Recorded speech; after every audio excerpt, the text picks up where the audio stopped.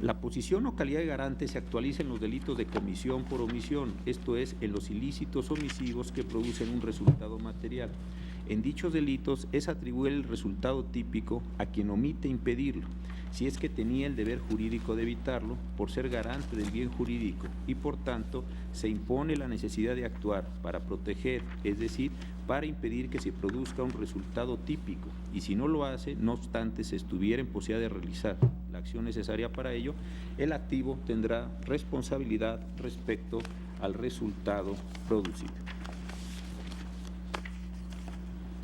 Luego, en la sentencia se concluye que el daño en la vida e integridad de las personas sí era evitable si cada uno de los quejosos hubieran cumplido con la posición o calidad de garantes que tenían encomendadas las autoridades que intervinieron en el operativo en cuestión, esto es, si hubieran tomado todas las provisiones y medidas necesarias que requiere un operativo de esta naturaleza antes y durante su desarrollo.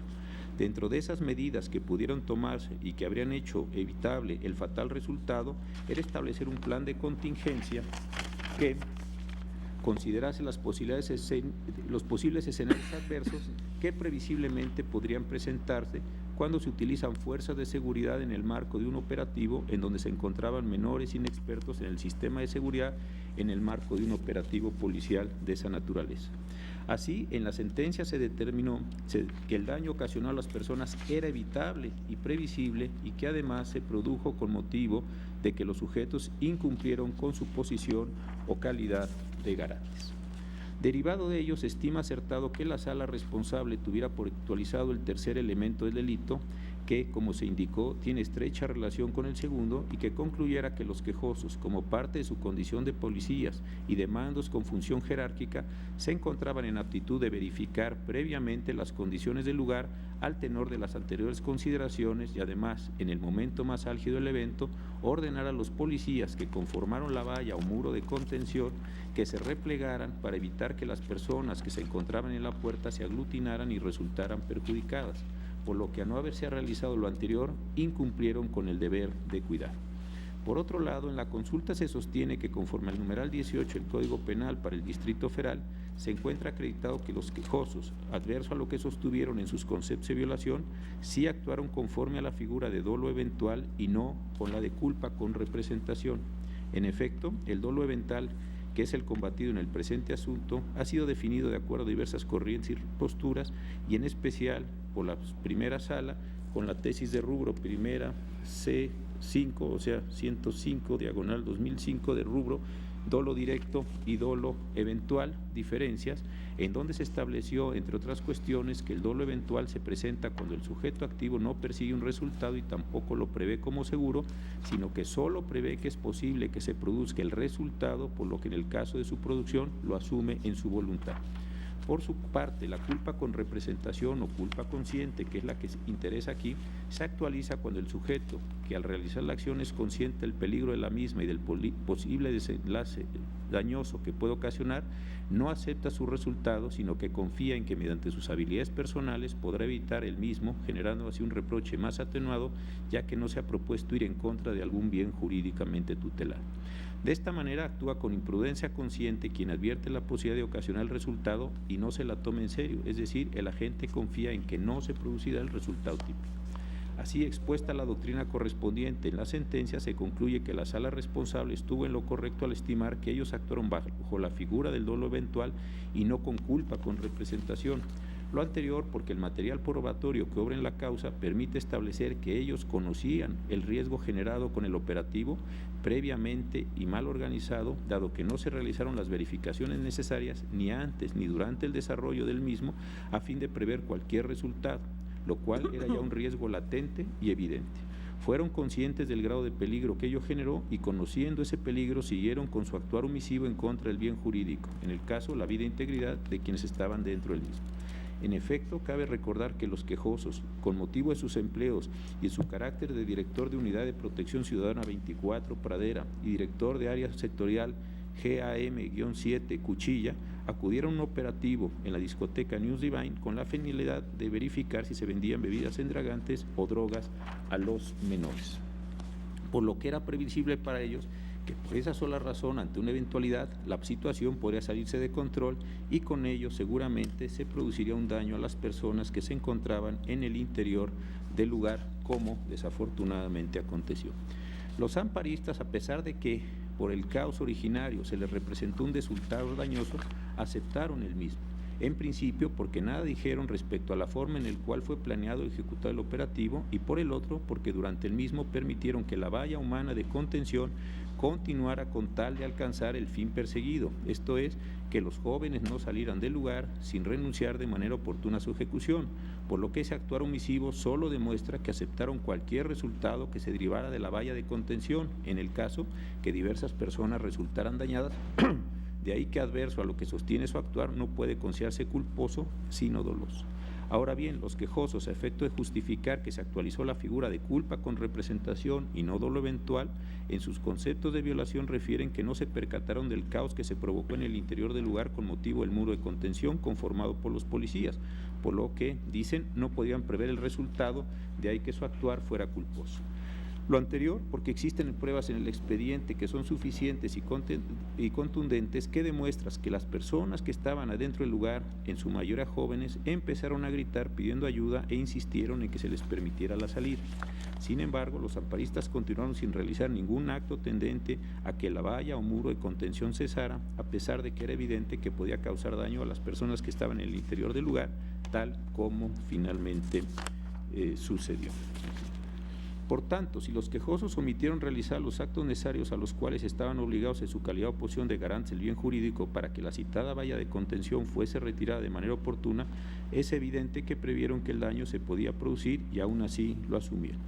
Sin que cambie lo anterior, que posteriormente decidieran auxiliar a los heridos, como ellos lo refieren en sus conceptos de violación, pues de acuerdo a lo antes expuesto, es evidente que esa ayuda aconteció después de su actitud omisiva, con lo que faltó a la posición o calidad señalada. Por otro lado, en la sentencia no se pasa por alto que los peticionarios de amparo en sus conceptos de violación sostuvieron que ellos no estaban al mando del operativo, que lo planearon y que organizaron y que tenían que seguir órdenes específicas, esto argumentado o alegado como causa excluyente de responsabilidad. Sin embargo, como estima el proyecto y que lo abordó la sala correctamente, la sala responsable,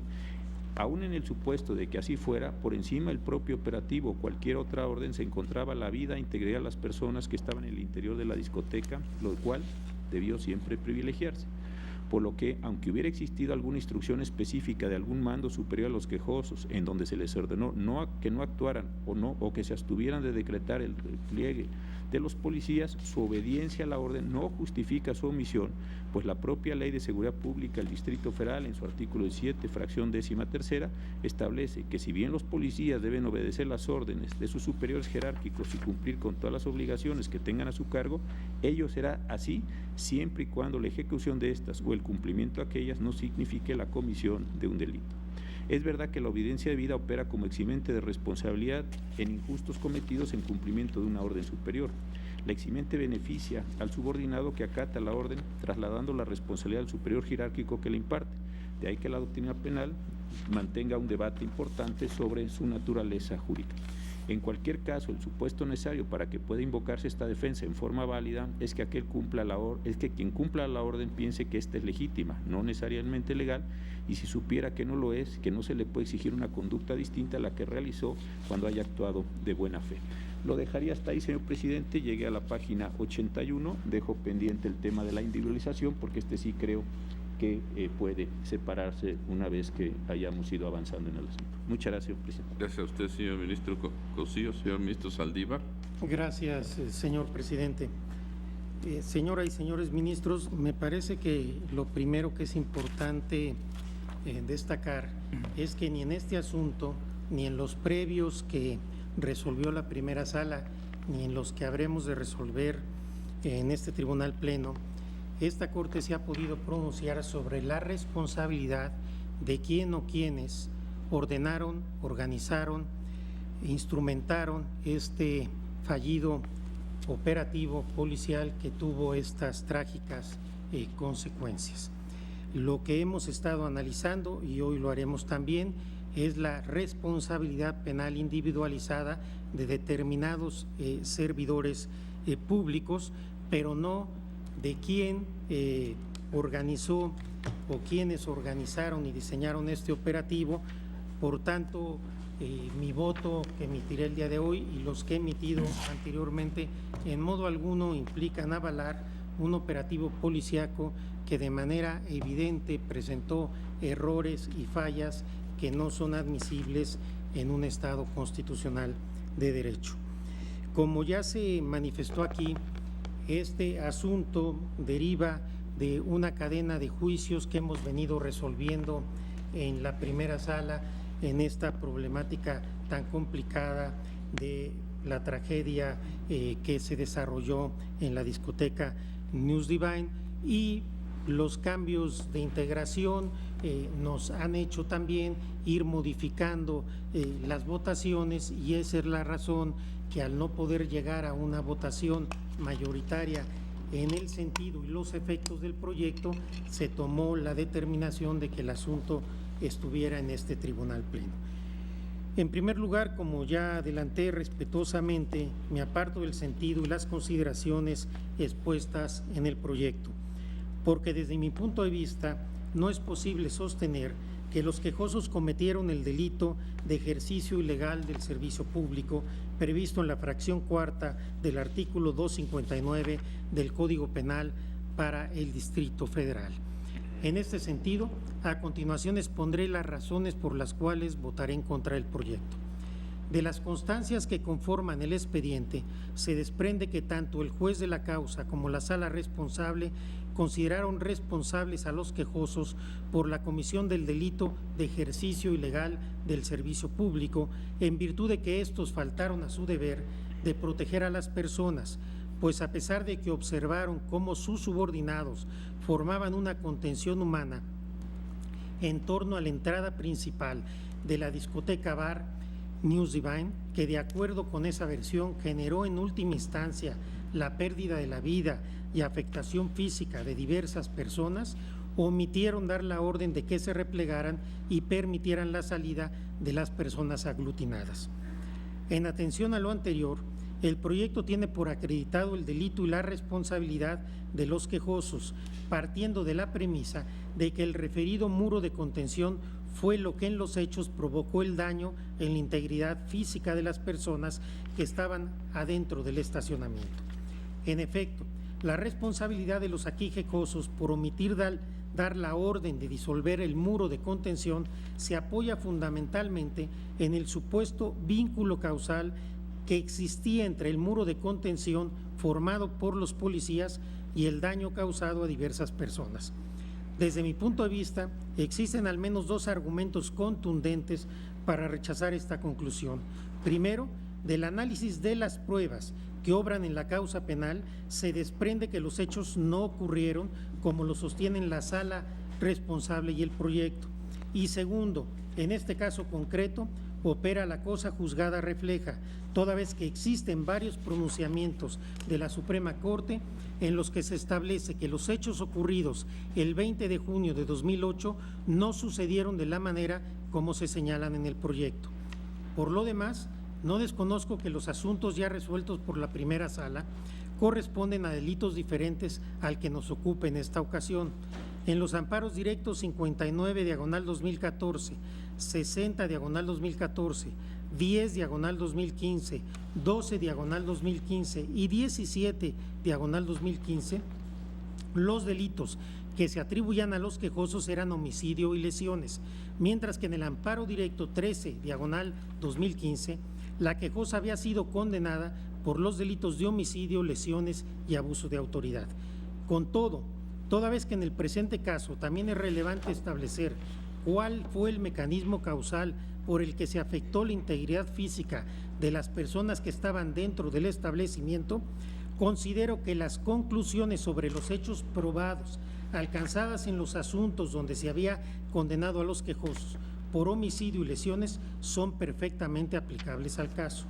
En este sentido, si bien la forma comisiva del delito de ejercicio ilegal del servicio público es a través de una omisión, también se trata de un delito de resultado, como también lo son los delitos de omisiones y lesiones. y el resultado que se le atribuye a los quejosos en este asunto es precisamente el daño a las personas que estaban dentro del bar. Al respecto, no hay que perder de vista que al resolver el amparo directo en revisión 588/2011,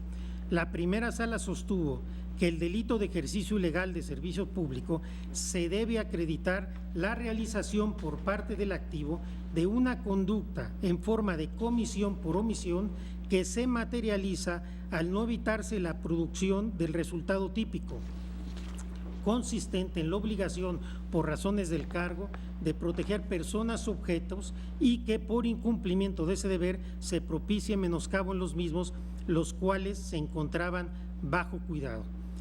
En esta misma línea, la primera sala también aclaró que el delito en cuestión era un delito de resultado material, al implicar una mutación en el mundo fáctico con el cual se vulnera necesariamente el bien jurídicamente tutelado por la norma consistente en la debida prestación del servicio público.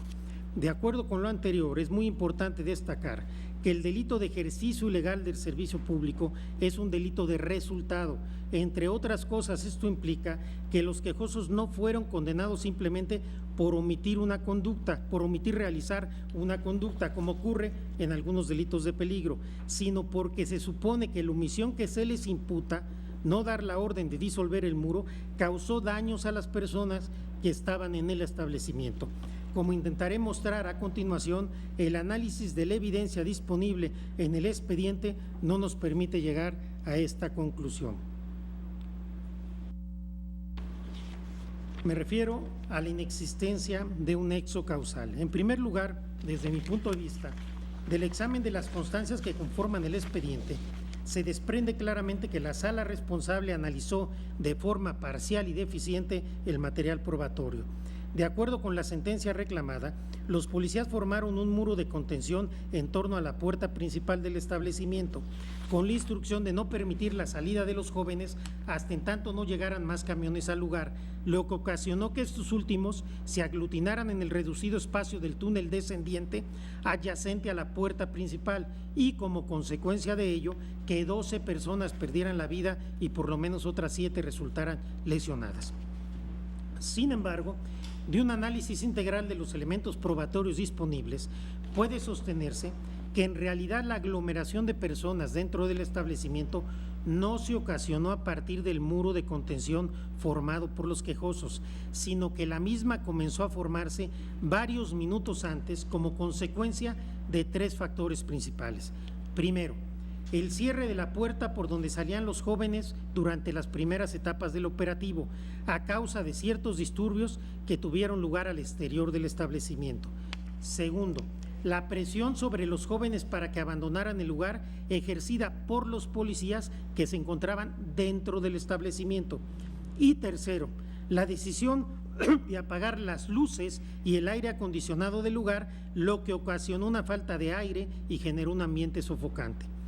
Así, la evidencia que obra en el expediente permite concluir que esta situación de aprisionamiento se mantuvo aproximadamente 10 minutos, después de los cuales la sección derecha de la puerta principal repentinamente se venció. Y debido al impulso, algunas de las personas más cercanas a la misma fueron proyectadas y cayeron al suelo, siendo pisoteadas por una multitud de personas que salía intempestivamente del establecimiento. Es precisamente en ese momento cuando varios elementos de la Secretaría de Seguridad Pública del entonces Distrito Federal, sin que exista constancia de una orden para ello, conformaron una contención humana en torno a esta sección de la puerta, lo que se mantuvo en un lapso de entre 3 y 5 minutos. Así las cosas, me parece que en el presente caso, el Ministerio Público no presentó evidencia suficiente para demostrar la existencia de un nexo causal entre la formación del muro de contención en torno al acceso de la discoteca y los daños a las personas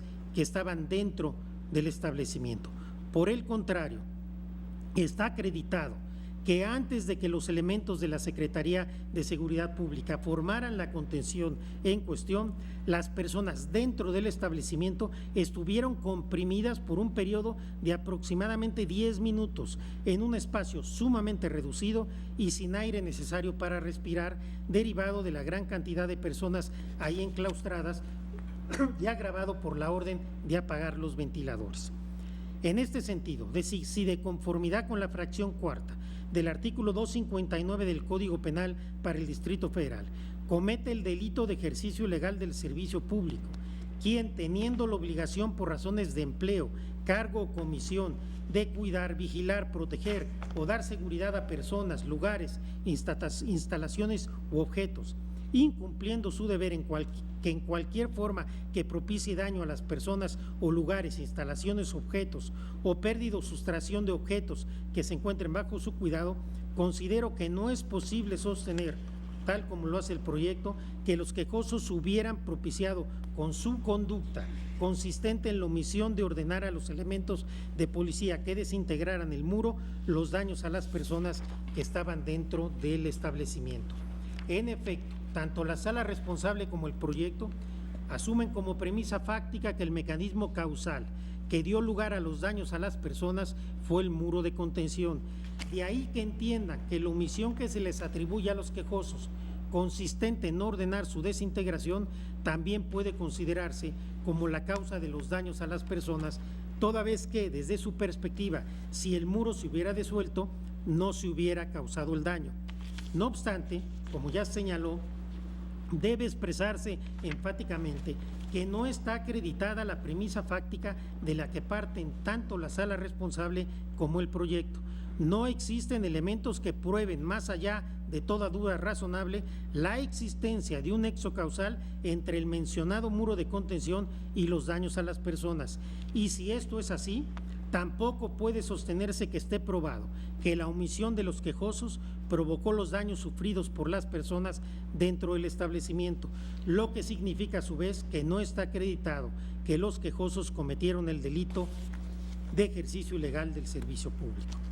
En este orden de ideas, también debo expresar mi desacuerdo con las consideraciones del proyecto en las que se establece que el cúmulo probatorio allegado a la causa por el Ministerio Público es suficiente para derrotar el principio de presunción de inocencia en todas sus vertientes, particularmente en atención a que las pruebas de cargo son válidas y suficientes para tener por acreditado el delito y la responsabilidad penal sin que las pruebas de descargo desvirtuaran las pruebas y consideraciones de cargo. Por el contrario, por las razones que ya he desarrollado, debo reiterar que desde mi punto de vista el Ministerio Público no presentó evidencia suficiente para demostrar, más allá de toda duda razonable, como lo ordena la presunción de inocencia en su vertiente de estándar de prueba, la existencia del delito y la responsabilidad de los quejosos. Adicionalmente, en un segundo argumento que considero muy relevante, me parece que en el caso se actualiza la cosa juzgada refleja. En relación con lo que he expuesto, es necesario recordar que la primera sala de esta Suprema Corte de la Nación resolvió en las sesiones de 8 de abril de 2015 y 27 de enero de 2016 los amparos directos 59/2014, 60/2014, 10/2015, 12/2015, 13/2015 y 17/2015. En dichos asuntos, la sala determinó, por mayoría de votos, que debían pararse en forma lisa y llana los quejosos, que eran precisamente los policías que integraban la valla de contención que se formó con motivo del vencimiento de la puerta de entrada del establecimiento y que habían sido condenados por los delitos de lesiones y homicidios. Y con independencia de que hayan sido votos mayoritarios, una vez que la Suprema Corte toma una decisión por mayoría, por unanimidad, esta es la decisión de la Corte con independencia de las votaciones individuales. Al respecto, también hay que recordar que si bien todos los oficiales acusados en dichos asuntos estaban bajo el mando de los aquí quejosos, el delito que se les imputó a ellos fue el de homicidio y lesiones. Lo cierto es que en estos amparos se resolvió que no eran responsables por dichos delitos en atención a que no había quedado acreditado el nexo causal entre la conducta desplegada por ellos, formación de la valla de contención, y el resultado material, muerte y lesiones de los jóvenes que se encontraban en la discoteca.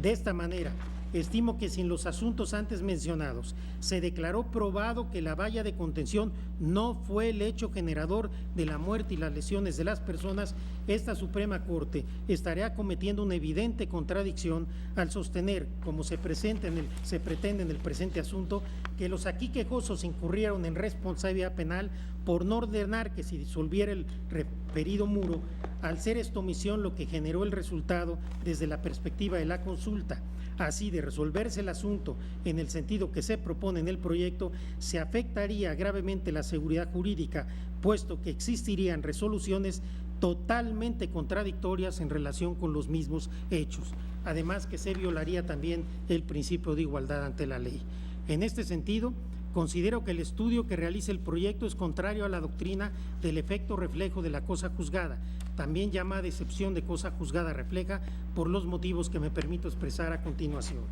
En primer lugar, es necesario precisar que la cosa juzgada refleja es una creación doctrinal y jurisprudencial que opera en circunstancias extraordinarias.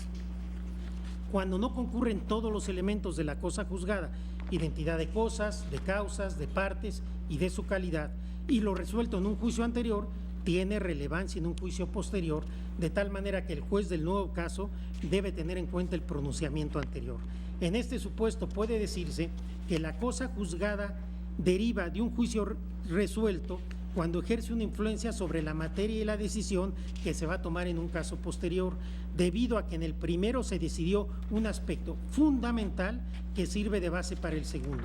De esta manera, lo resuelto en un asunto anterior incide en otro posterior, pudiendo señalarse que el primero sirve de sustento al segundo, creando efectos reflejantes positivos o negativos. Así, la cosa juzgada refleja también obliga al juzgador, que conoce del juicio seguido con posterioridad, pues de no tomarse en cuenta dichos efectos reflejantes, podría afectarse la autoridad de cosa juzgada de la que se encuentre investida la sentencia dictada en el primer juicio, con lo cual podría generarse una condena acumulativa o bien podrían emitirse sentencias contradictorias en un punto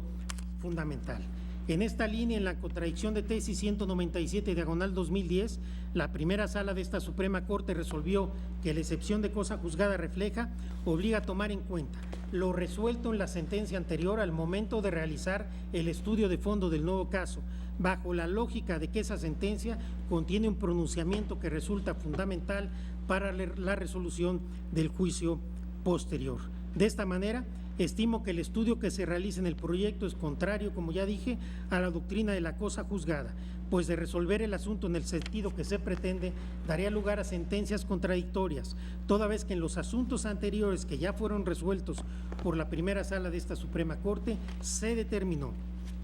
que los policías que formaban parte de la valla de contención no generaron la muerte y lesiones de las personas en su actuar. En este sentido, sostener, como lo hace el proyecto, que la omisión de dar orden de disolver el muro de contención, lo que propició que se causaran daños a las personas que estaban dentro de la discoteca, es a todas luces contraria a lo resuelto por esta Suprema Corte en casos anteriores en los que se analizaron los mismos hechos. A mayor abundamiento, hay un tercer argumento para estar en contra del proyecto, que es la imprevisibilidad de los resultados de la conducta desplegada. Suponiendo, sin conceder que fuera posible demostrar el nexo causal entre la conducta desplegada por los quejosos y el resultado imputado, me parece que en atención a los diversos errores e irregularidades que se presentaron durante la planeación y ejecución del operativo, la mayoría de los elementos de la Secretaría de Seguridad Pública que participaron en el operativo no tenían conocimiento siquiera a dónde se dirigían o qué funciones realizarían, mucho menos cuestiones de suma importancia como la cantidad de personas que se encontraban dentro del establecimiento. En virtud de esta situación y tomando en consideración la forma en que se desarrollaron los hechos, me parece que resultaba imposible para estos elementos de policía haber previsto que dentro del establecimiento aún se encontraban una gran cantidad de personas, que éstas habían sido empujadas por los policías en el interior hacia el acceso del establecimiento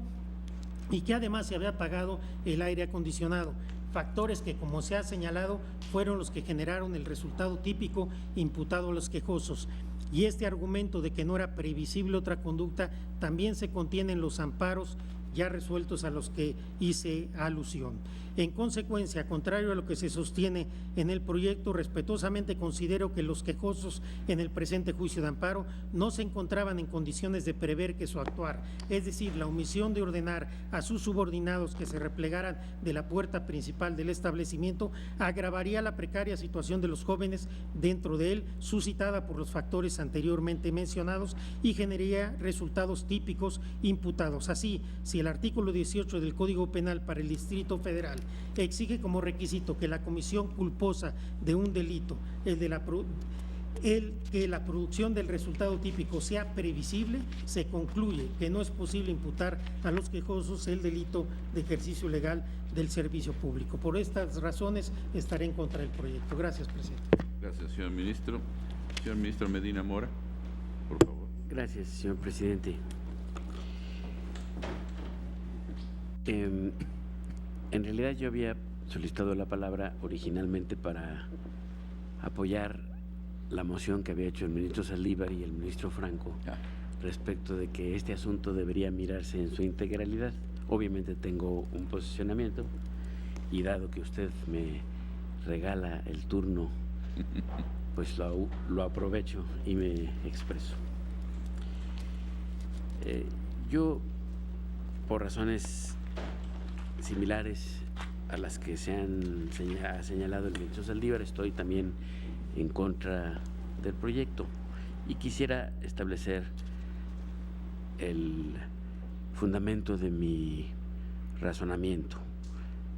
La policía es uno de los instrumentos centrales del Estado para garantizar una convivencia pacífica y una vida social ordenada, esencialmente sustentada en el ser garantes del respeto a los derechos humanos. Debe ser obviamente garante de las reglas adoptadas voluntariamente por la sociedad y, en el sentido más amplio del término, un guardián de la ley. En ese sentido está obligado, más que casi cualquier otra institución, a sujetarse a reglas y a someterse a la normativa que regula la función coercitiva. En el caso que hoy nos ocupa, en junio del 2008, un grupo de policías del entonces Distrito Federal acudió a un operativo en un centro de esparcimiento conocido como el News Divine, frecuentado por adolescentes. El operativo derivó en una tragedia, como es ya conocido. Como se aprecia en los proyectos, el operativo conjunto fue organizado sin considerar los pormenores del lugar ni el número de menores que se encontraban presentes. Además, no se contempló la forma de comunicación operativa que debería darse entre servidores públicos de diferentes dependencias participantes en cuanto a los elementos técnicos de comunicación y en cuanto a los códigos de la misma para efectos de poder generar una coordinación adecuada. Todo ello creó una trampa mortal. Una vez iniciado el operativo, se emitieron instrucciones contradictorias dadas a los menores, lo que generó el aglomeramiento en la puerta de salida. Los policías que se encontraban en el interior instruían a los menores a salir, mientras que los que se encontraban afuera habían recibido la instrucción de mantenerlos dentro. Sin embargo, de las constancias de este asunto en particular y de los otros que tenemos listados para mirar el día de hoy, se desprende la ausencia de nexo causal entre las conductas señaladas y el resultado material, que es el saldo de 12 personas muertas y 7 más lesionadas. Como resultado de lo anterior, se imputaron responsabilidades a varios de los policías participantes en el incidente por haber acudido a un operativo mal organizado y haber seguido instrucciones a sabiendas, dice el proyecto, de que se generarían consecuencias ilícitas. Además, no emitieron contraórdenes que hubieran revertido o detenido el operativo. En consecuencia, se sancionó por igual penalmente a todos los quejosos por haber cometido el delito de ejercicio ilegal del servicio público, derivando en sentencias de 5 años, 9 meses de prisión y a una multa de 193 días de salario mínimo general vigente en el Distrito Federal, así como la destitución e inhabilitación por 8 años, 3 meses para ejercer el servicio público. Se propone negar el amparo a pesar de que se aplicó el mismo grado de responsabilidad a todos los quejosos, sin discernir que no todos tenían el mismo rango y grado policial, ni las mismas tareas encomendadas, ni se encontraban en los mismos lugares, ni se advierte que algunos policías, que eran los que estaban haciendo esta valla, tuvieran una conducta a la que pudiera realmente imputarse el resultado material que analizamos, como se ha dicho. No advierte que algunos policías también estuvieron en posiciones de peligro, incluso 2 de ellos en el operativo perdieron la vida. Con lo anterior no se trata de decir que los policías no estén obligados a incumplir órdenes que impliquen la comisión de un delito, ni se busca establecer que muchos de ellos no tenían la capacidad para determinar ex ante y durante los eventos las consecuencias de las órdenes seguidas. Más importante, se busca señalar que debe haber una equivalencia entre la responsabilidad asignada a cada uno de los quejosos en el operativo y la responsabilidad penal que debe derivar de estos hechos. Si bien seguir instrucciones no es excusa para cometer un delito bajo ninguna circunstancia, queda claro que no es lo mismo mandar que obedecer y que tiene más responsabilidad el que mayor nivel de responsabilidad tiene. Dado lo anterior, no me puedo pronunciar a favor de los proyectos que tratan por igual a los desiguales. Quisiera referir algunas cuestiones que me parecen relevantes que resultan del análisis de las constancias. En primer lugar, en relación con la orden general de operaciones en este operativo. Lo que de las constancias se desprende primero que no existe constancia que la orden general de operaciones fuera conocida por los participantes en el operativo, claramente no todos ellos. De hecho, algunos de los presuntos señalan en sus declaraciones que nunca vieron la orden general y que tenían conocimiento que había sido elaborada con posterioridad al mismo. Segundo, no distingue entre las órdenes y funciones de los participantes directos y de apoyo del operativo. Tercero, no se encuentra croquis del interior del lugar. Cuarto, carece de croquis en el cual se indicara cómo estarían apostados cada uno de los auxiliares al mando y los elementos a su cargo. Quinto, no existen los detalles de la distribución de la cadena de mando ni la forma de comunicación. Esto último de suma importancia, que cada corporación maneja códigos diferentes, es decir, se identifican circunstancias con claves distintas que obviamente al comunicarse entre unos y otros no generan un conocimiento compartido, lo que dificulta obviamente el entendimiento entre ellos. Queda la duda de por qué razón el encargado y mando del operativo era un funcionario de la Secretaría de Seguridad Pública del Distrito Federal, cuando éste debió solo coordinar a los policías que participaron en el operativo, ya que se trataba de una visita de verificación administrativa, por lo que los policías solo hubieran podido actuar en caso de que la autoridad verificadora lo solicitara, ya que solo iban legalmente en acompañamiento de aquellos, siendo un lugar privado, por lo que los policías solo hubiesen podido actuar directamente previo mandamiento judicial. Séptimo, no prevé el mecanismo para el desalojo del lugar, además de que no existe evidencia de que contara con información sobre el número de personas aproximado que estaría dentro del establecimiento. Cuarto, no contiene fecha de elaboración. Ya se ha dicho que algunos presentan el testimonio de que fue presuntamente elaborado con posterioridad. En segundo lugar, me parece relevante también en el análisis de constancias la gradación de la responsabilidad. Evidentemente, el mando policial a cargo del operativo, que tenía a su cargo el diseño del mismo, la elaboración de la orden de operaciones, así como la previsión de las acciones a realizarse en caso de alguna contingencia y definición de quienes las realizarían. Me parece que establecer las líneas de mando en el operativo es relevante. Hay un encargado del operativo, como se ha dicho, un funcionario de la Secretaría de Seguridad Pública. Los quejosos en el asunto puntual que estamos analizando, el amparo directo 16-2015, el subinspector Sergio Figueroa Hernández era el cuarto en la línea de mando y el segundo oficial, José Jiménez López, era sexto en la línea de mando, es decir, había una distancia significativa, tenían en la lógica del mando y la ejecución de un operativo de este tipo, el encargado del operativo debía pasar instrucciones al segundo en la línea de mando, este al tercero, este al cuarto, uno de los quejosos, este al quinto en la línea de mando, que eran diversos, uno de ellos el quejoso. De manera que me parece que es imposible, ex post, por supuesto, es fácil o posible decir, lo que sucedió fue resultado de que estas personas no permitieron la salida. Pero en los autos y además en el análisis de los hechos, como se ha dicho antes, me parece que es imposible determinar este nexo causal entre la acción desplegada por los quejosos y el resultado material. También imposible plantear que ellos hubiesen cometido un ejercicio ilícito del servicio público al no cumplir una orden que implicara la comisión de un delito. No era obvio el resultado material y ciertamente no había implícitamente ni explícitamente en las órdenes recibidas la comisión de un delito. No hay en ese sentido una lógica para imputarles esta responsabilidad. Por lo anterior, yo estoy en contra del proyecto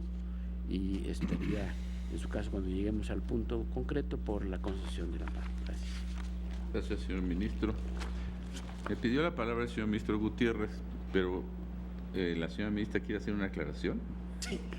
gracias. Nada más por cuestión de orden. El ministro Saldívar planteó una cuestión que creo que debe ser considerada previamente al pronunciamiento que cada uno de nosotros podamos hacer sobre el caso concreto. Este planteamiento del ministro Saldívar fue que en el caso existía cosa juzgada refleja. Este es el primer planteamiento que yo pongo a consideración del Pleno, si es determinante o no. El por qué dice que hay cosa juzgada refleja, o por qué se podría pensar que hay cosa juzgada refleja. En el amparo directo, en revisión, para empezar, estos son amparos directos. Estamos actuando no como amparo directo en revisión, es decir, no analizamos constitucionalidad de normas. Lo que estamos actuando es como tribunales colegiados. Así estamos actuando, como tribunales colegiados, porque esto fue resultado de una facultad de atracción.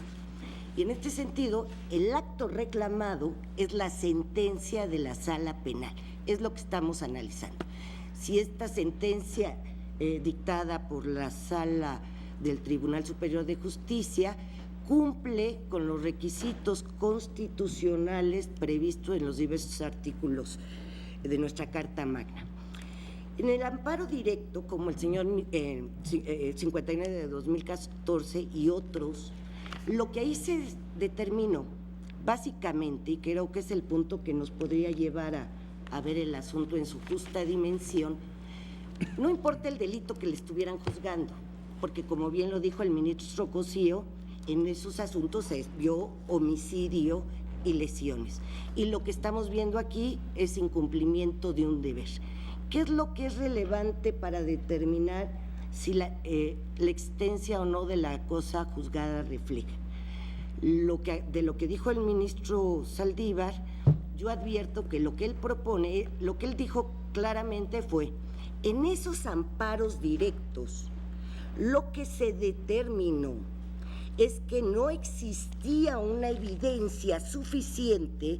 para demostrar terminantemente y más allá de toda duda razonable la existencia de un nexo causal entre la conducta desplegada por los quejosos, es decir, la formación de un muro de contención y el resultado material imputado.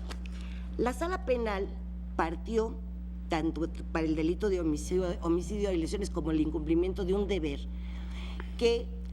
la muerte lamentable de las personas y las lesiones habían sido resultado de la formación de un muro de contención que se había formado a la salida de la discoteca News Divine. Ese fue su punto de partida de la sala. Dijo, como se formó el muro de contención y se impidió la salida de los jóvenes, eso provocó el resultado que fue el fallecimiento lamentable de algunos y las lesiones. En los amparos directos que se resolvieron por unanimidad de 4 votos, yo todavía no integraba la sala, pero es una decisión de primera sala, el ministro Cosío, perdón, por mayoría de 4 votos, porque el ministro Cosío votó en contra, se dijo, no se puede analizar, no se puede demostrar fehacientemente que el muro de contención haya sido la causa del resultado de la muerte. Es más, la sala partió de una premisa incorrecta, porque eso de ese muro de contención no se advierte que esa haya sido la causa de la muerte y de las lesiones. Es más, se dice en el proyecto, ese muro se formó con el fin de ayudar a las personas que salían del lugar ya desfallecidas o con motivo de la estampida. Dijo, y como ese muro es lo que se está imputando a los policías que lo formaron, la conducta que dio lugar al resultado, entonces no hay nexo causal y no hay conducta propiamente que haya ocasionado el resultado. No se advierte evidencia de autos. ¿De qué parte el proyecto del ministro Cosío? El proyecto del ministro Cosío en principio dice que la sentencia está debidamente fundada y motivada. De eso parte. Y de ahí, como está debidamente fundada y motivada, porque se analizó todo perfectamente, no fueron omisos, no lo dice así, pero eso se desprende de su misma afirmación, de que está fundada y motivada, debidamente fundada y motivada, entonces procede al estudio del fondo. Y dice, si hay incumplimiento de un deber, porque, como lo dijo acertadamente la sala, al no existir, al no haber dado la orden de que desbarataran ese muro de contención, se produjo el resultado. Ahí por eso creo que es una cuestión que tendríamos que determinar hasta dónde existe cosa juzgada refleja, porque en las primeras sentencias que se concedió el amparo, se dijo expresamente que la existencia del muro de contención no era el nexo causal que había ocasionado las muertes y las lesiones. Así se establecieron en esas sentencias. Y que por otro lado, pues no había evidencia de eso, que incluso ese muro había sido para proteger. Ahora estamos en el punto contrario. Se está diciendo que hay incumplimiento de un deber porque los mandos que aquí están interviniendo no dieron la orden de desbaratar el muro. Entonces yo creo, no sé si los ministros de la segunda sala tenían estos antecedentes, porque de estos antecedentes no da cuenta el proyecto, yo creo que porque se pensó que no era necesario, pero sí es un punto que se tiene que determinar antes de analizar si hay responsabilidad, si se da el dolo eventual o la culpa con representación, o si la conducta está plenamente identificada o de manera genérica, como decía el ministro Medina Mora. Los ministros de la segunda sala no tienen conocimiento de estos amparos directos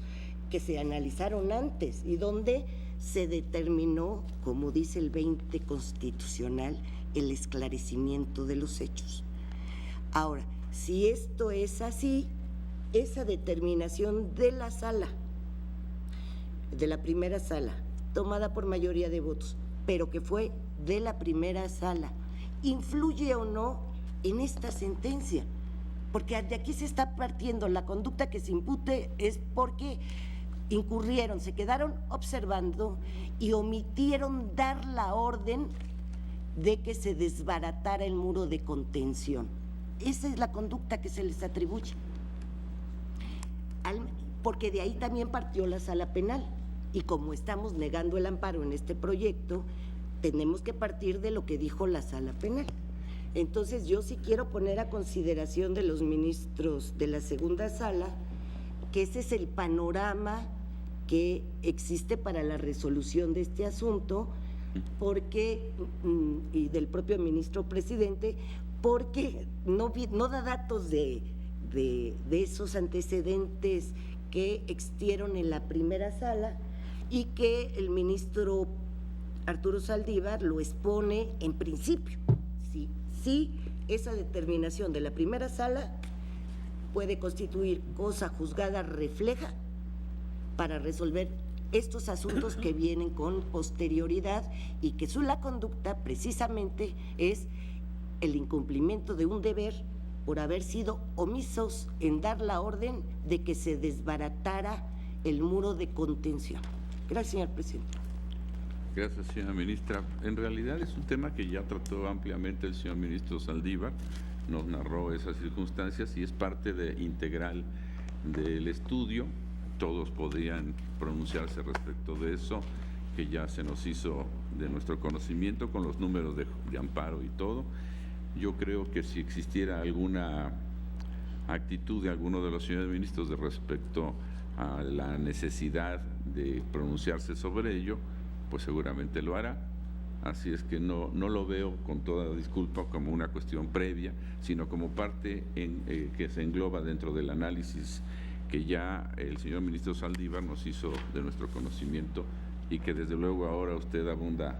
en ello. Le doy la palabra al señor ministro Gutiérrez. Gracias, ministro presidente. Como bien ya se ha dicho, este asunto es uno entre 10 amparos directos que trajo la primera sala. Yo he votado en todos los asuntos de la primera sala, puesto que integro la primera sala y quisiera fijar mi posicionamiento en estos asuntos que vamos a votar el día de hoy. La primera sala, la Suprema Corte de Justicia de la Nación, atrajo 10 amparos directos. Hasta ahora se han resuelto 6. Esos 6 asuntos corresponden a los amparos directos 59/2014, 60/2014, 10/2015, 12/2015, 13/2015 y 17/2015. Los 2 primeros se fallaron en sesión del 8 de abril 2015 por una mayoría de 4 votos, mientras que los restantes en la de 27 de enero de 2016 por una mayoría de 3 votos. En todos los casos, los peticionarios de amparo habían sido declarados penalmente responsables de los delitos de homicidio y lesiones cometidos por culpa. En los proyectos ya fallados se propuso concederles el amparo liso y llano a no haberse podido demostrar la pena responsabilidad de los justiciables en la comisión de tales injustos, salvo el amparo directo 13/2013 que el ministro Saldívar ya hizo alusión al mismo. Aunque estuve de acuerdo con la referida concesión del amparo, formulé un voto concurrente, toda vez que consideré que, dada la mecánica de los hechos, no era factible descartar una relación causal entre dichos resultados típicos y el muro humano de contención que se conformó una vez que la puerta se dio. Cabe recordar que ese muro tuvo como propósito bloquear la salida abrupta de quienes se encontraban en la discoteca. En dicho voto hice hincapié en la existencia de indicios que demostraban, sin lugar a dudas desde mi punto de vista, que algunas de las lesiones que presentaron las víctimas se produjeron después de que la hoja derecha de la puerta de acceso a la aludida discoteca se dio ante la presión de quienes querían salir, lo que guardaba lógica relación con las alteraciones a la salud detectadas y su mecánica de producción según los dictámenes oficiales correspondientes. Tomando como referencia esos datos, era evidente que el muro humano que se conformó después de que la mencionada hoja derecha de la puerta se dio, sí representó un factor causalmente relevante para la consumación de los mencionados delitos de homicidio y lesiones, ya que sirvió como mecanismo para contener la citada multitud, manteniendo la presión que inicialmente se produjo al estar la puerta cerrada, lo que lógicamente agravó la situación. Al colapsar la puerta, varias personas cayeron y al no permitirse el avance, muchos les quedaron encima durante 3 o 5 minutos. Al considerar que la citada contención sí fue un factor condicionante de los mencionados resultados típicos, lo que se tenía que resolver era si las muertes o las lesiones producidas les podían ser o no penalmente reprochables a los entonces sentenciados, quienes formaban parte de dicho muro humano, específicamente en la primera fila. El bloqueo se llevó a cabo mediante una maniobra de mantener la posición, formando filas una detrás de la otra. Mi respuesta a ese interrogante fue en sentido negativo, toda vez que en las circunstancias concretas en que los citados sentenciados se encontraban, no les era posible actuar de manera distinta, pues habían quedado atrapados entre la multitud que salía de la discoteca y sus compañeros policías que los empujaban por detrás. Ahora discutimos asuntos desde mi punto de vista distintos. Dado que no analizamos la conducta de quienes conformaron dicho muro humano de contención, sino la de aquellos servidores públicos que en su condición de mandos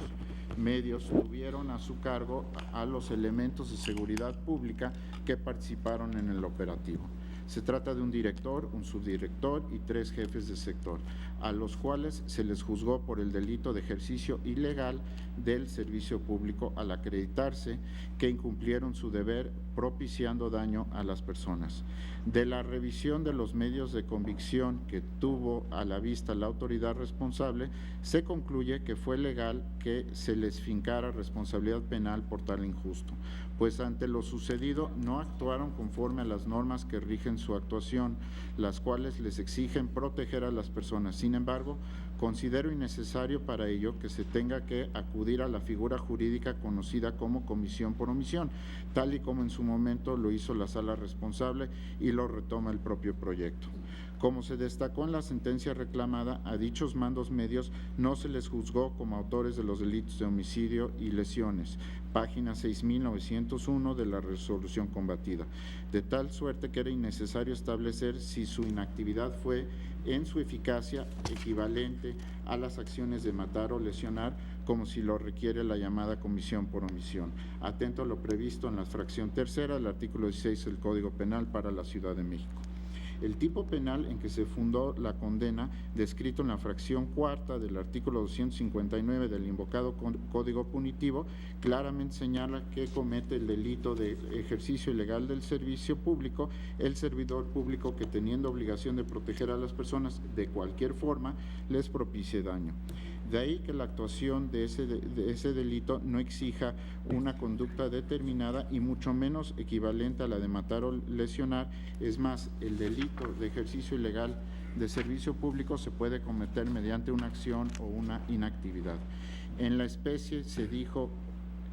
que se trató de una omisión al constatarse de los quejosos en su condición de mandos medios y teniendo a su cargo a los elementos de la policía que se encontraban en las inmediaciones de la puerta. Nada hicieron para minorar los daños. Debo puntualizar que no me refiero a lo sucedido varios minutos después de que la multitud pudo salir, sino a su pasividad durante los 3 a 5 minutos que se mantuvo el muro de contención.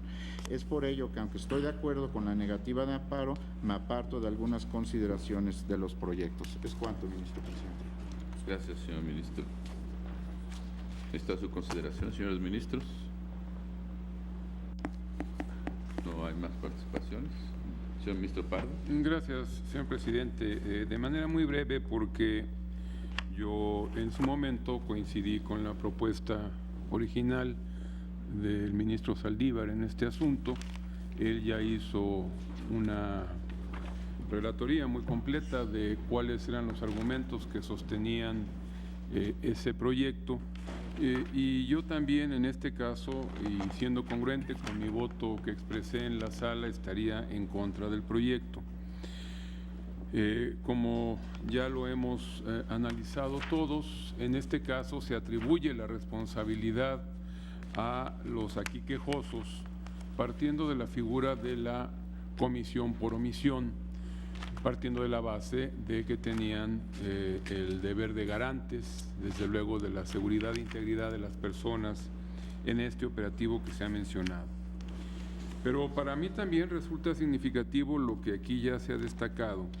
en el sentido de que en asuntos previos en donde analizamos los mismos hechos, exactamente los mismos hechos, claro, la responsabilidad tiene que ser dependiendo de cada uno de los quejosos, pero en la determinación de los hechos se llegó a la conclusión en su momento de que no era correcta la conclusión a la que había llegado la autoridad responsable, en este caso la sala penal, en el sentido de que el motivo determinante del resultado que todos conocemos en este caso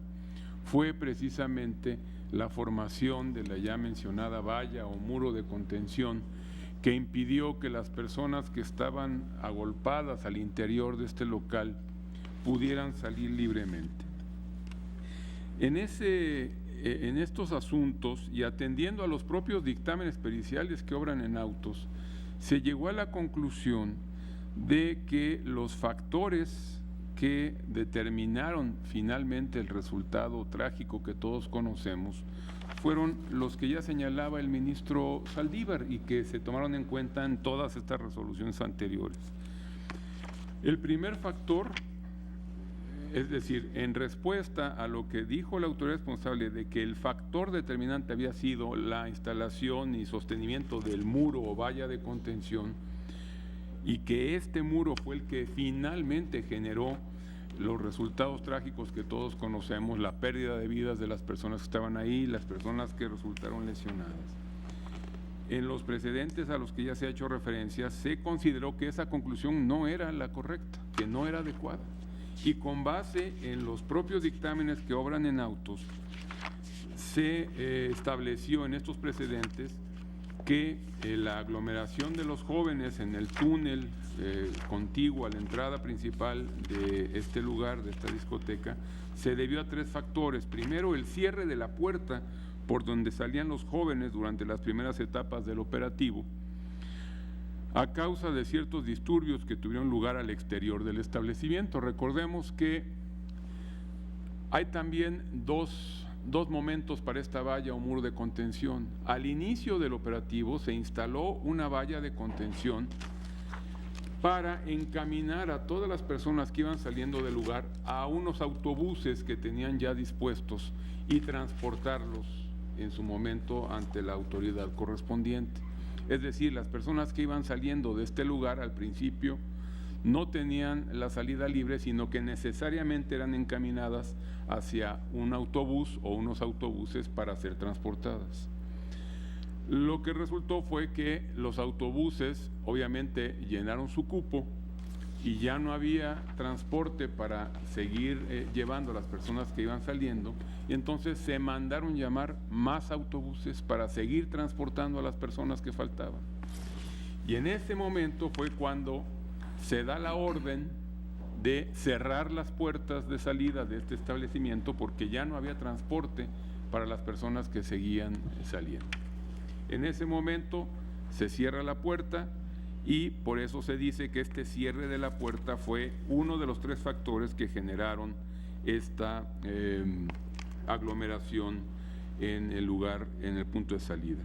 Otro aspecto importante que se destacó, o el segundo factor, sería la presión sobre los jóvenes para que abandonaran el lugar, porque al interior de este lugar había también elementos policiales que estaban conduciendo, o no sé si llamarlo adecuadamente así, presionando a los jóvenes que se encontraban en el interior y los iban presionando para que salieran, de manera tal que desde adentro los presionaban para salir y al exterior ya se había dado la orden de cerrar la puerta de salida, y entonces esto generó esta aglomeración con los resultados trágicos que todos conocemos. Y el tercer factor que se destacó en los precedentes de la primera sala fue la decisión de apagar las luces.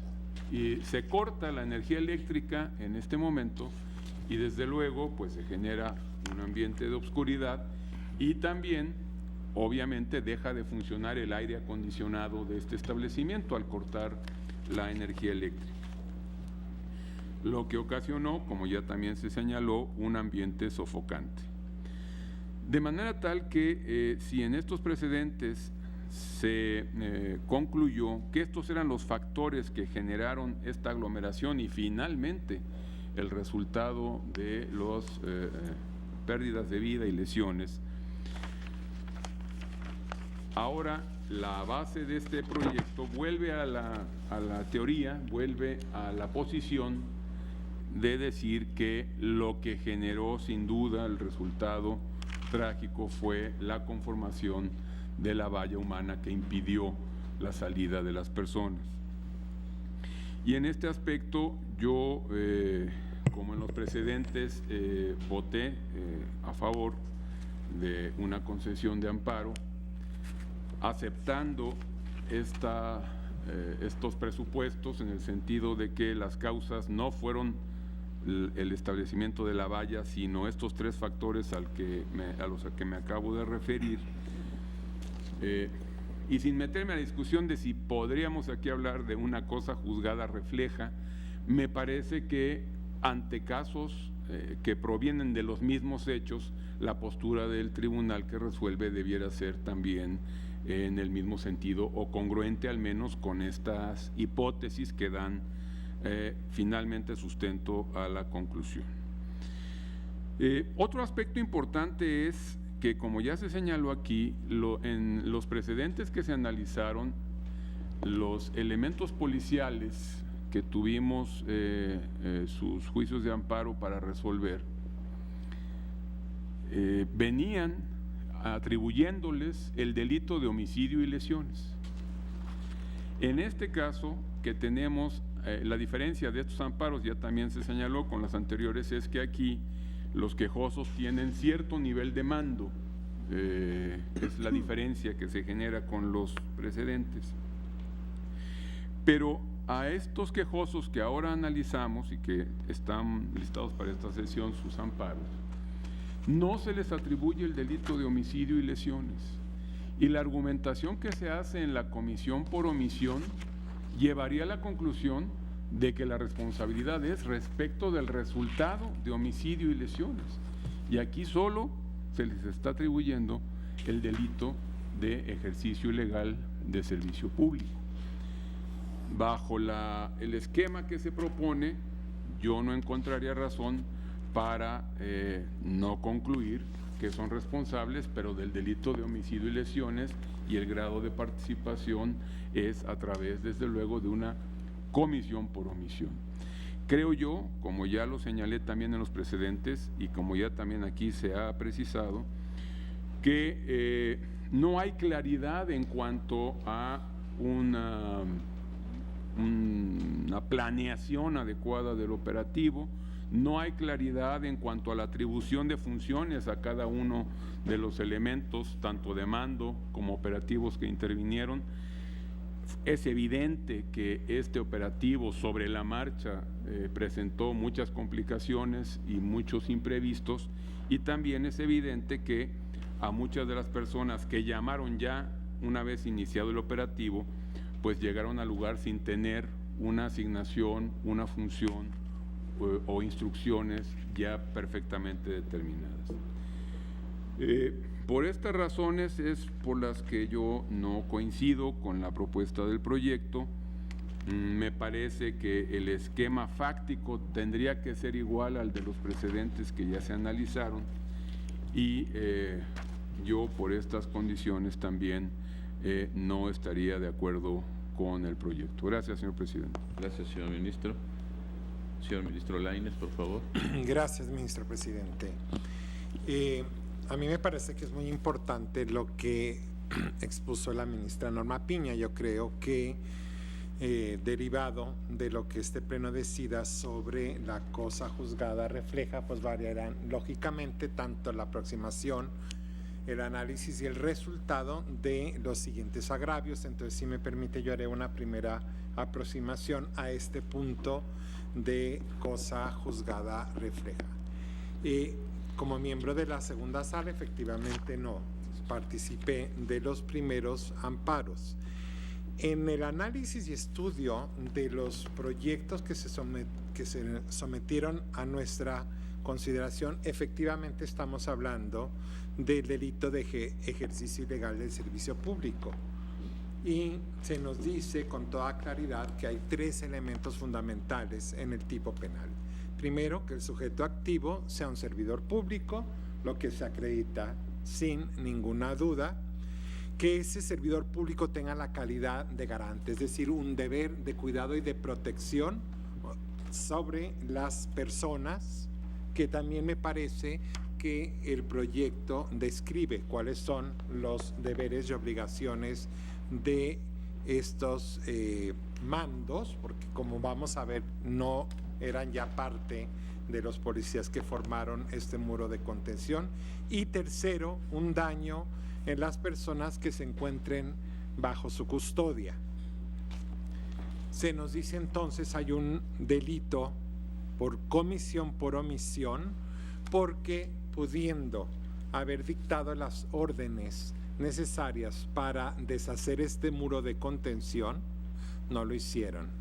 produciéndose entonces el daño. Y efectivamente, como lo acabo de señalar, ya no estamos en presencia, o los sujetos imputados en este caso, ya no son los policías que formaron las vallas o el muro de contención como fue en los amparos anteriores, sino de mandos policiales que tenían bajo sus órdenes e instrucciones a un grupo de policías que en ambos casos sí formaron el muro de contención. Entonces, efectivamente, ciertamente un mismo hecho ilícito, una vez comprobado, puede dar lugar a distintas conductas tipificadas como delitos y a distintos responsables. Hasta ahí, por lo tanto, me parecería a mí que se da el hecho típico y la responsabilidad. Sin embargo, como lo han mencionado quienes me han precedido en el uso de la palabra, en el momento de analizar los amparos anteriores, efectivamente me parece a mí que el hecho, es decir, la formación del muro de contención y las consecuencias del mismo varían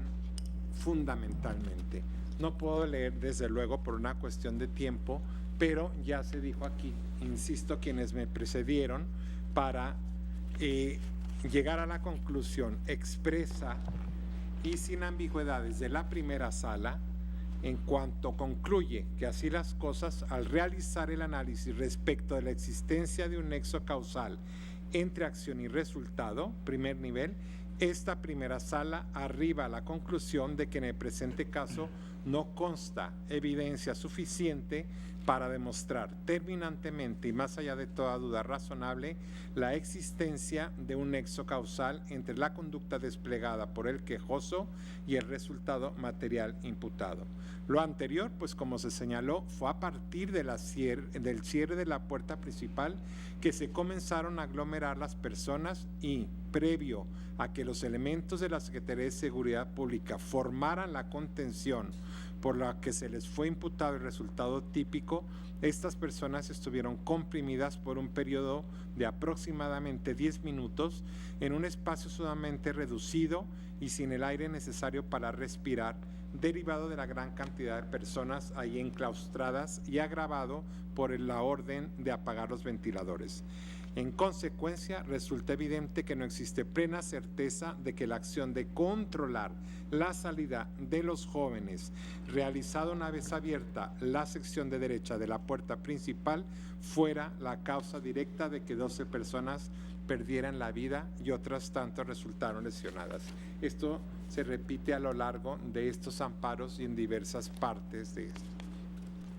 Entonces, si en el amparo que hoy se nos presenta el hecho que pudiese, insisto, dar lugar a otros sujetos de responsabilidad y a otra conducta típica, difiere del primer hecho siendo el mismo, es decir, en este segundo se nos dice si fue esa omisión la que propició que al crear un muro de contención no pudiesen salir y se produce el daño, lesiones o un desenlace fatal para algunas personas, mientras que en los amparos anteriormente votados por la primera sala se dice no fue del muro de contención, sino fundamentalmente todas las órdenes que se dieron al interior y todos los hechos que ocurrieron al interior, diciendo que incluso ese desenlace fatal pudo haber ocurrido o debió haber ocurrido antes de la salida de muchos de los jóvenes. En esa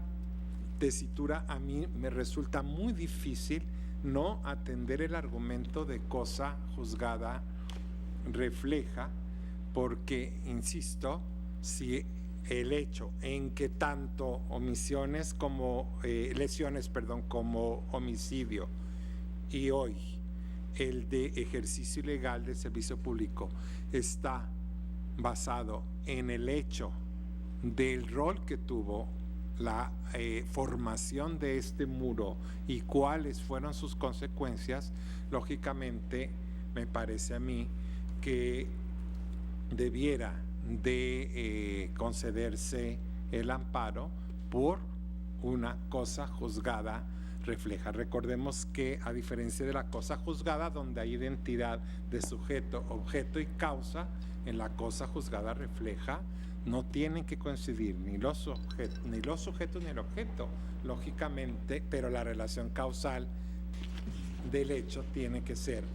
la misma y en mi caso creo que así es. Gracias, ministro presidente. Gracias, señor ministro Lainez. Está a su consideración, señores ministros. ¿Hay más participaciones? Señora ministra Piña. Yo vengo en contra del proyecto. Primero, precisamente porque no se toma en consideración lo que se resolvió en los distintos amparos y cómo fueron fijados los hechos. No sabía que, soy sincera, no sabía que el ministro Gutiérrez había votado con un concurrente, pero los amparos fueron lisos y llanos en el sentido de que no tenían responsabilidad. Bajo ese esquema, ese era el nexo causal, el proyecto no da cuenta ni toma en consideración esas cuestiones. El proyecto ya en sí mismo lo que está haciendo en el amparo directo, al negar el amparo, es decir, básicamente que la sentencia de la sala penal se encuentra ajustada a derecho. Eso es lo que está diciendo el proyecto. Nuestra función en este amparo directo es verificar precisamente que las autoridades, en este caso la sala penal, se haya ajustado a los principios constitucionales que se deben observar en el dictado de las sentencias y máxima como en materia penal, que además incluye una suplencia total de la deficiencia de la queja y el analizar que se haya cumplido con un debido proceso. Al analizar yo directamente la sentencia de la sala penal, yo no comparto el sentido del proyecto de que se encuentra ajustada a derecho, partiendo de una cuestión muy fundamental, no está debidamente motivada. Y no está debidamente motivada partiendo de lo que estableció el ministro Medina Mora. La sentencia lo que hace es englobar la conducta de todos los servidores públicos, en este caso de mandos medios, y decir que su conducta fue que omitieron dar la orden para que se disolviera el muro de contención. Y les atribuye un dolo eventual partiendo de un concepto de un dolo directo. Para mí la sentencia no está debidamente fundada y motivada. Precisamente como lo explica el proyecto, en la página 53, la conducta de comisión por omisión se encuentra establecida en el artículo 16 del Código Penal para el Distrito Federal. Y nos dice, comete en los delitos de resultado material, como es el caso que nos ocupa, será atribuible el resultado típico producido a quien omita impedirlo. Si éste tenía el deber jurídico de evitarlo, sí es garante del bien jurídico. En este caso, como lo desarrolla el proyecto, sí es garante del bien jurídico del servidor público.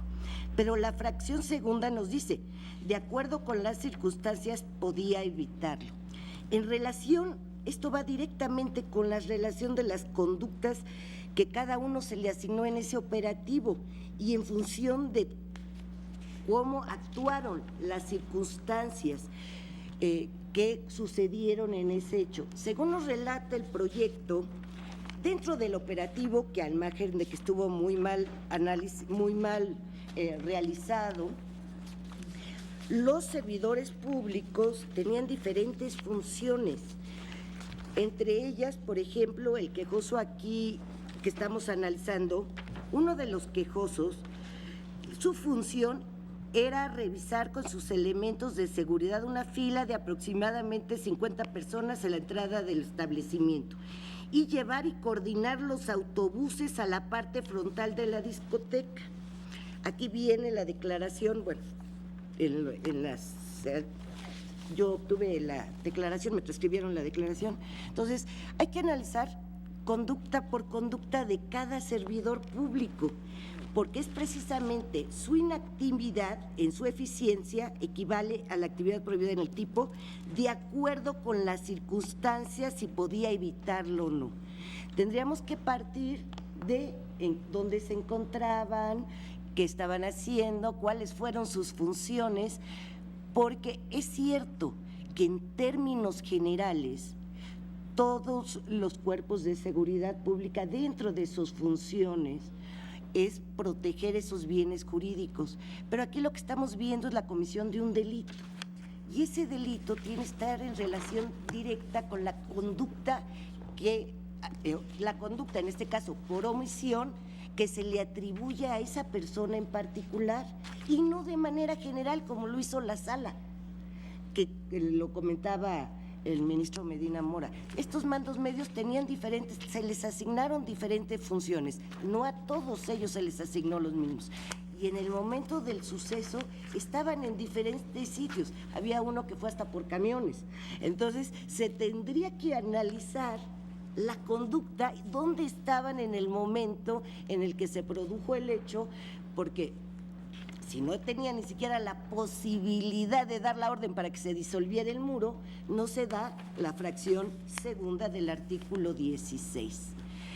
Por otra parte, también no considero que esté bien descrito el elemento del dolo eventual, porque como lo señalé, la sala no lo dice, atribuye un dolo eventual sin mayor características. A juicio del proyecto sí se establece, sin embargo, en el proyecto, lo que hace el proyecto es dar la justificación de por qué la sala se hizo bien, no propiamente partiendo de los argumentos que dice la sala, sino de los argumentos que se expresan en el propio proyecto. Ahora, al margen que para mí sería suficiente que si la sala no estableció ni la conducta en el que estaba cada uno de los servidores públicos, al margen de que pudiese acreditarse la responsabilidad, sí se tiene que ver cuál es la conducta que se le estaba imputando y si se da la fracción segunda del artículo 16, que de acuerdo con las circunstancias podía evitarlo. No se analiza ni en la sala, por la sala, ni a mi juicio en el proyecto. Y por otro lado, el estudio de dolo eventual se parte de considerar la causa de representación partiendo de una acción, aquí es un delito de omisión. Es más, se da hasta la definición de causa por representación partiendo de una acción y es un delito de omisión. La causa con representación, a mi juicio, en el proyecto no está debidamente desarrollada porque no solo es querer, sino es aceptar el hecho, no solo es poder preverlos y aceptarlos, sino aceptar el hecho como tal. Sabían, lo podían evitar y lo aceptaron. O sea, que los propios mandos medios aceptaron que se pudiesen tener el resultado lamentable que se pudo. Pero yo en ese aspecto me quedaría antes, para mí, como lo dije en la sala, esto sería un amparo para efectos. La propia sentencia, que es el acto reclamado que estamos viendo en este amparo directo, no cumple con los requisitos de fundamentación y motivación. y al no cumplir con los requisitos de fundamentación y motivación, que es de lo que parte el proyecto,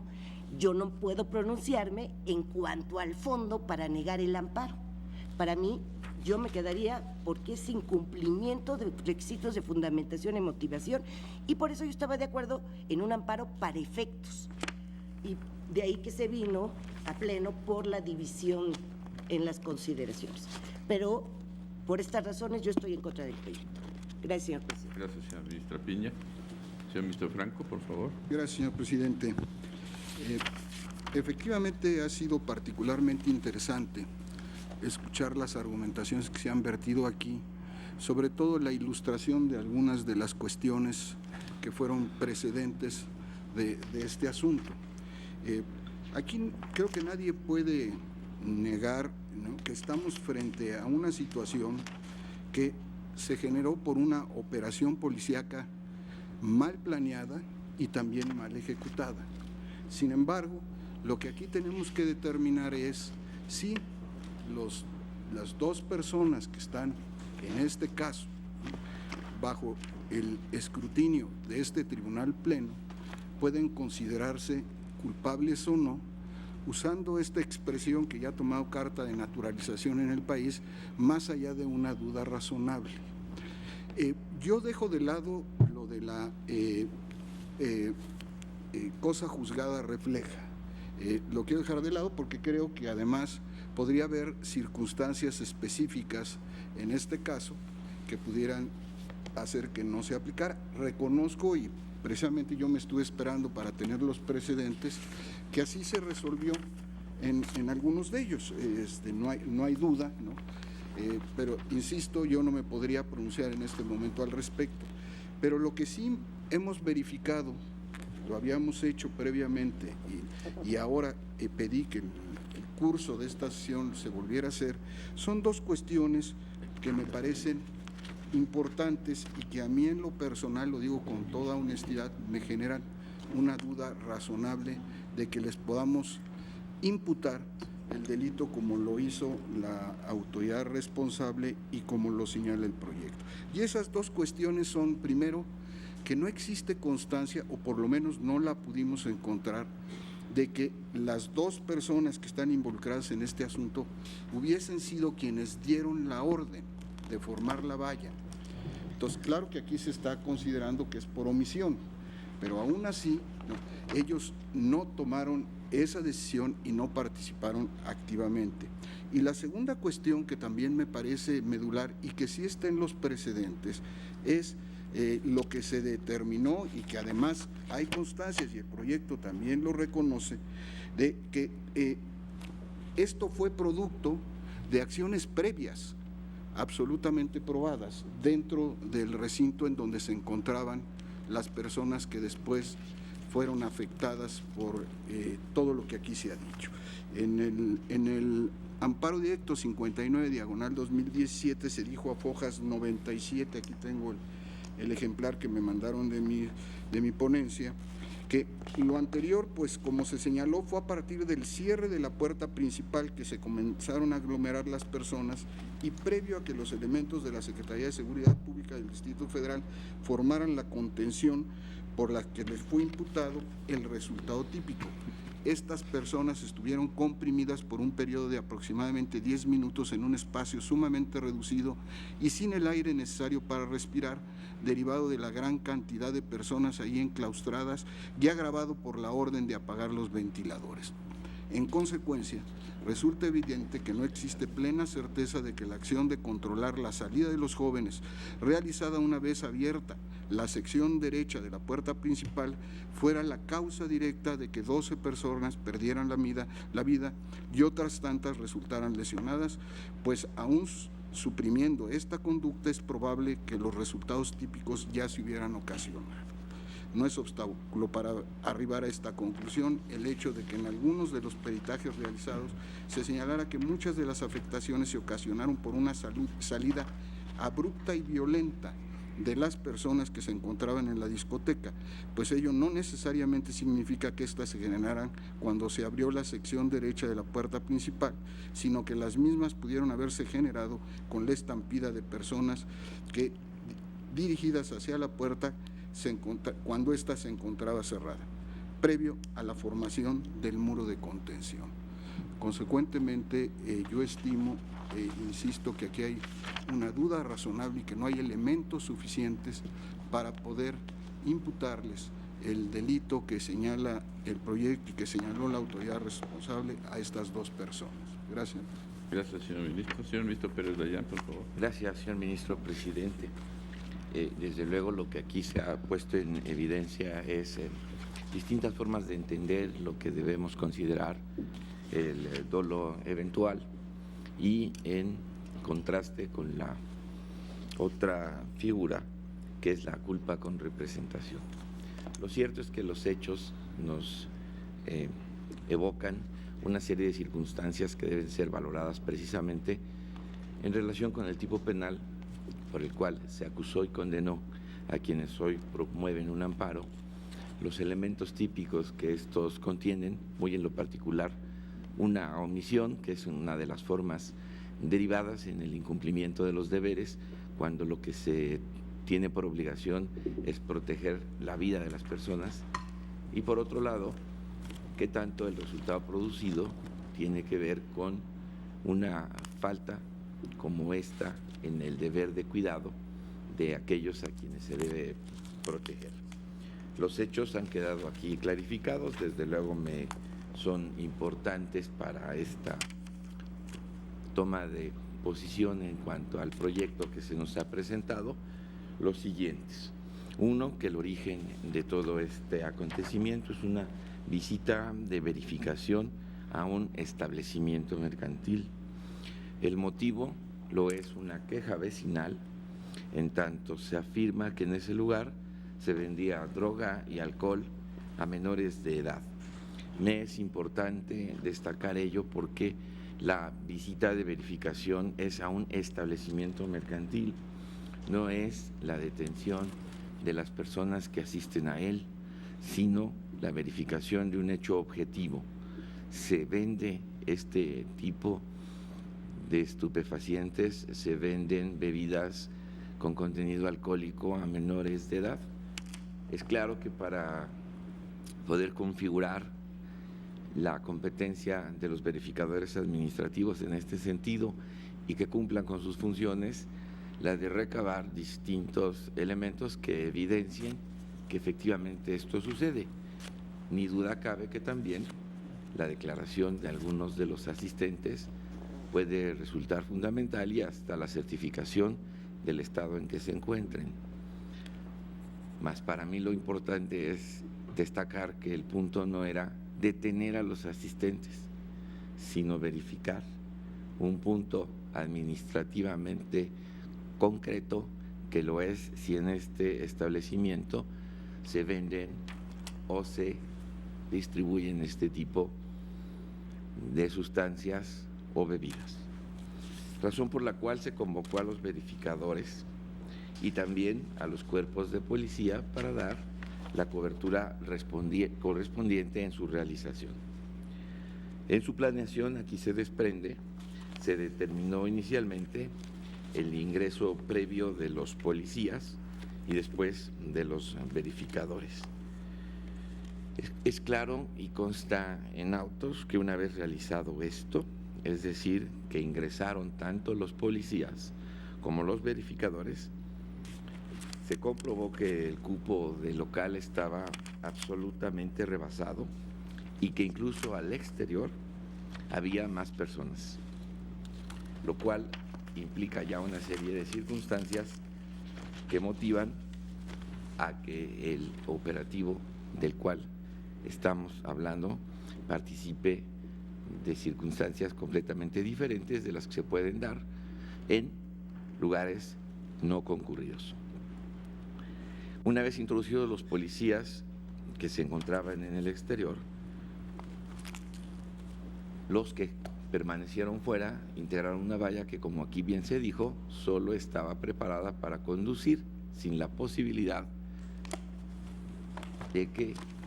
huyeran del lugar todos aquellos a quienes se les condujo a los autobuses que se llevaron para tal efecto. Otros más fueron instruidos para desarrollar actividades de vialidad por el congestionamiento que esto generó. Considerando que ya ingresados los policías, estos se colocaron en los baños, en la pista de baile y en las escaleras de acceso, queda claro que se dio la orden para cesar en el uso de los instrumentos que daban sonido al lugar y pedir a quien los operaba expresara y explicara que se estaba desarrollando un operativo y que por tanto no continuaría la música. El propio dueño del establecimiento o encargado de él informó que esta era una orden de verificación y que tendrían que salir acompañados de los policías. Comenzando el desalojo, se concluyó con el cupo de los propios autobuses. Esto es, los jóvenes que fueron saliendo colmaron los autobuses y esto, al cubrir entonces la capacidad, tuvo la necesidad de traer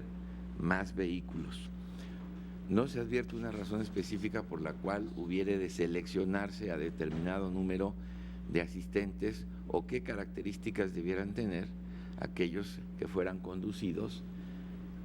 a las instalaciones del Ministerio Público. Al parecer esto fue decidido de manera general. Todos los asistentes serían conducidos, no obstante que se había advertido previamente el número de jóvenes que se encontraban en ese establecimiento y lo insuficiente de los autobuses. Esto llevó a que una vez agotado el cupo de los autobuses y mientras se obtenían los servicios de otros, se cerrara la puerta. Ya en las circunstancias del interior, considerando que se ordenó que se apagaran las luces, esto llevó a que la temperatura subiera y se provocara un cierto tipo de sofocación y hasta desesperación. Como fue cerrada la puerta, esta, por virtud de la fuerza, cedió y esto provocó el tumulto que a la postre generó las consecuencias que todos conocemos. Si se dio la puerta, lo primero que se ordenó y queda aquí claro es que se formara ya no una valla, sino un muro de contención que hiciera las funciones de la puerta que se había vencido, a efecto de evitar que quienes estaban en el interior de este inmueble salieran de él, pues tendrían que ser conducidos a través de los autobuses que eventualmente llegaran.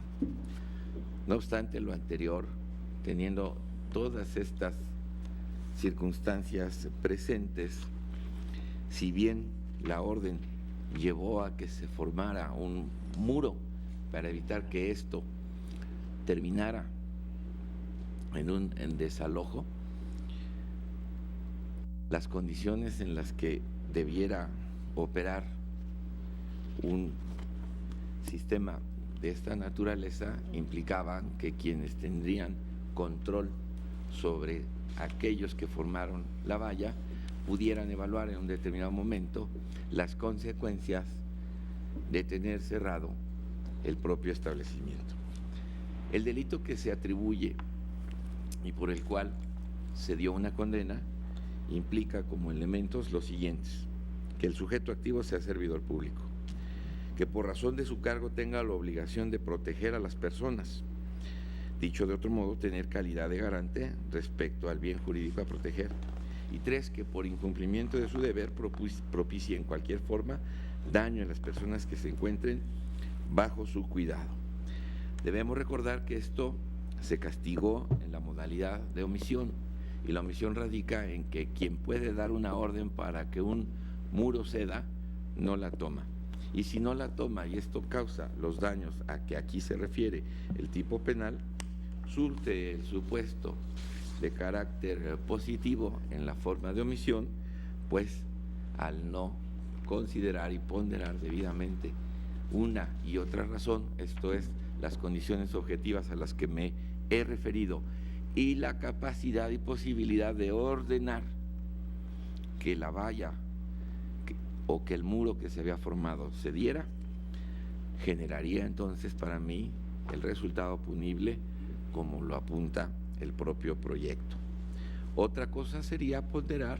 si es que hay una cosa juzgada refleja, mas sin embargo en el caso concreto que aquí se está revisando,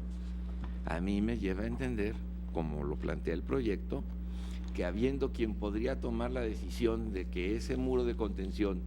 se disolviera, no lo hizo. Y esto me queda aún todavía más claro si consideramos específicamente los argumentos que, como el proyecto apunta, son los que los quejosos piden que se analicen. Ellos dicen que en la especie no se actualizó la figura de dolo eventual, sino la de culpa con representación, dado que para ellos el resultado no era previsible al desconocer lo que sucedía dentro del lugar y obedecieron las órdenes de sus superiores. Este es el argumento principal para considerar que la sentencia no se apega a derecho, pues el argumento principal es: no hay dolo eventual, sino culpa con representación. Habrá que recordar que la culpa también es constitutiva de delito. Bajo esta perspectiva, si lo que se argumenta es que hay culpa con representación, pues el resultado no era previsible al desconocer lo que sucedía dentro del lugar y obedecieron las órdenes de sus superiores, habría que demostrar que la orden del superior era independientemente de lo que pueda suceder, y en caso de que se cayera una puerta, tienes que formar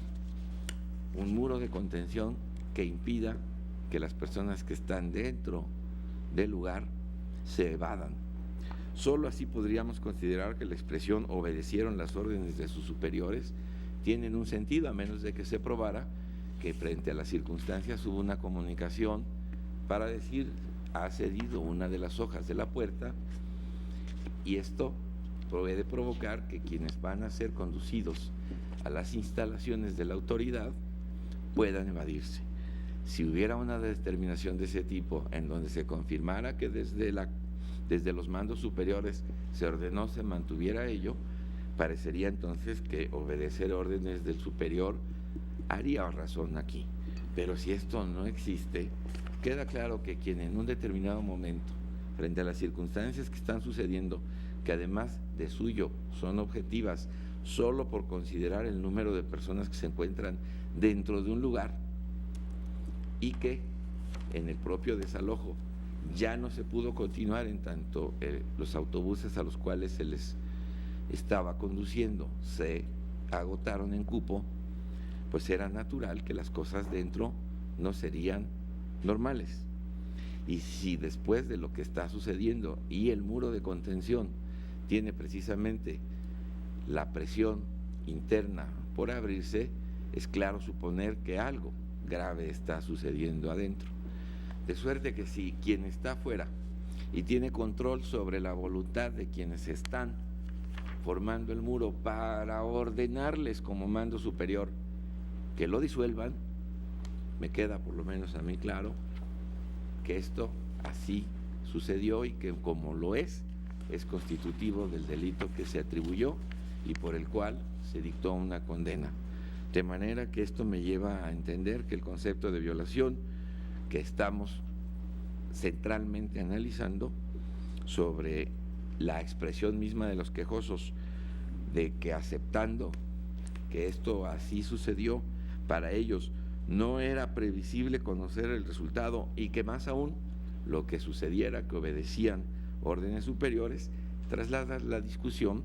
a otro tema que no sea el de tener conocimiento de lo que está sucediendo. Si esto entonces no ha quedado desvirtuado, me queda como conclusión el que los tres elementos que exige el tipo penal, muy en lo particular el incumplimiento del deber, se surte, pues teniendo la capacidad de haber ordenado que ese muro cediera, no lo hicieron. Y está reconocido en autos que ambos eran mandos de la policía cuyas órdenes podrían tener efecto en quienes integraron la fuerza para formar el muro. Bajo esta perspectiva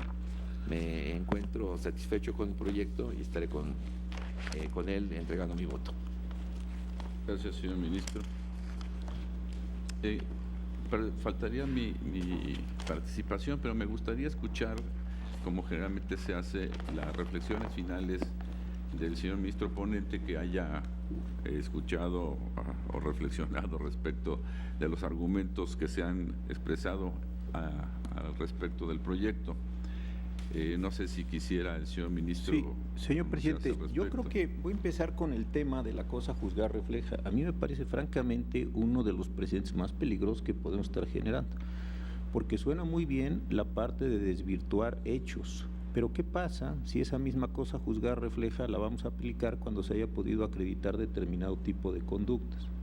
Aquí suena muy bien decir, como ya se dijo en un asunto que la valla no existió, consecuentemente aquí no podemos condenar. Y si en otro asunto hubiéramos dicho que la valla sí existió, también eso tendría un efecto reflejo para condenar personas. Yo quisiera con toda franqueza revisar los precedentes. Los que he podido localizar en el tiempo que estamos en sesión se refieren a materia civil, se refieren a materia administrativa y algo de laboral. No he encontrado alguno específico en materia penal y sí me parece que es una cuestión de extraordinaria importancia en términos de la determinación de la responsabilidad penal. Porque, insisto, suena muy bien para desvirtuar, también suena bien para constituir. Quisiera yo revisar los precedentes, quedan 15 minutos para que termine el tiempo que tenemos acordado para sesión y me gustaría dar respuesta a este elemento el día de mañana, porque, insisto, puede tener una enorme incidencia en materia penal y en la forma en la que tradicionalmente nosotros acabamos imputando conductas y determinando responsabilidades. Si no tuviera inconveniente, más que seguir yo en mi explicación, me gustaría revisar este material para poderles dar a todos ustedes una respuesta integral, viendo ya la condición tan adversa de votos que se está presentando respecto al proyecto. Gracias, señor ministro. Gracias, Pues, inclusive, con todo respeto, eso me ayudaría en lo personal a orientar mi voto respecto de la cuestión de la cosa juzgada refleja, como específicamente por la responsabilidad de estas personas. Y luego entonces voy a levantar la sesión, los convoco para el día de mañana en la sesión pública ordinaria que tendrá lugar en este recinto a la hora acostumbrada. Se levanta la sesión.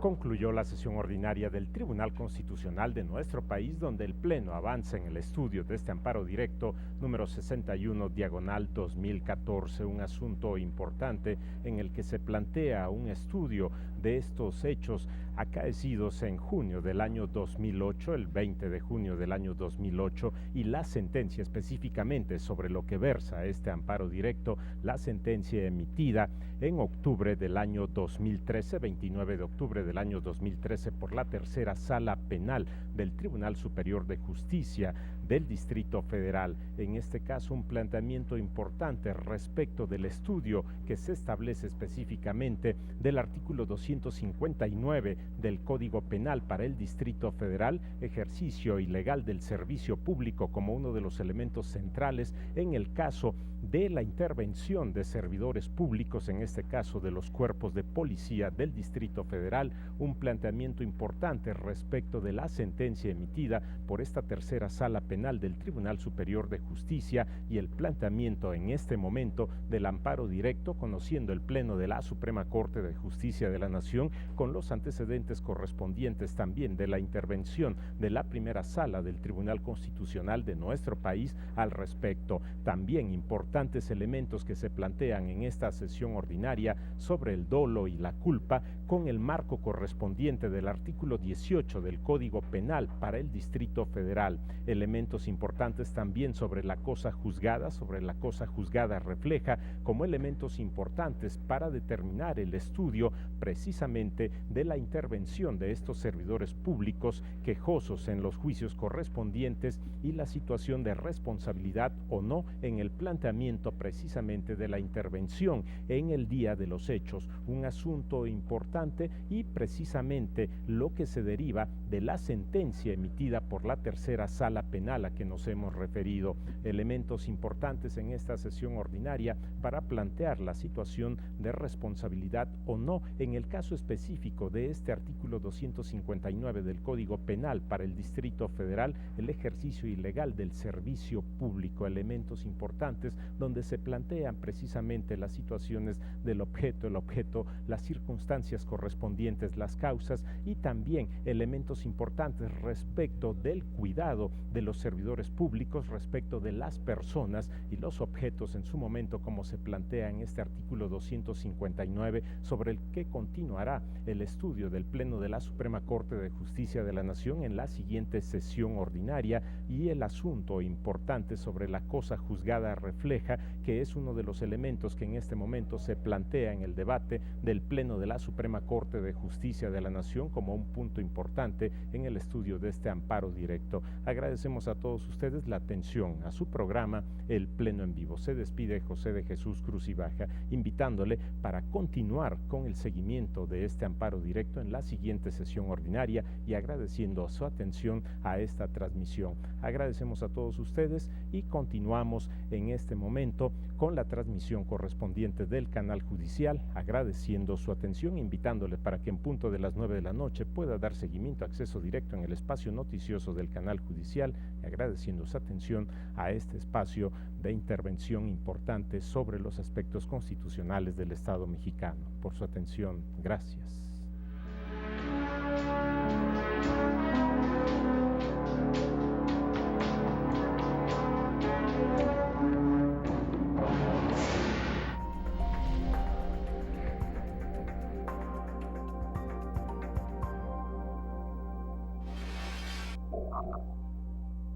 Descubre cómo la tercera sinfonía de Ludwig van Beethoven, conocida como la Heroica,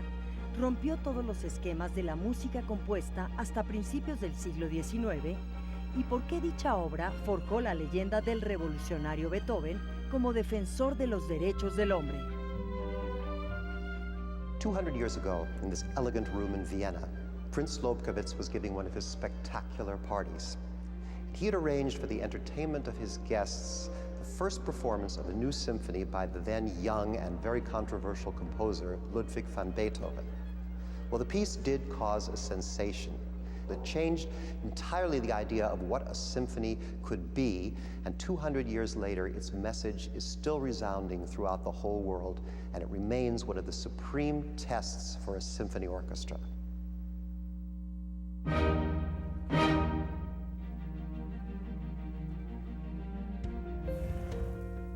La Heroica de Beethoven, lunes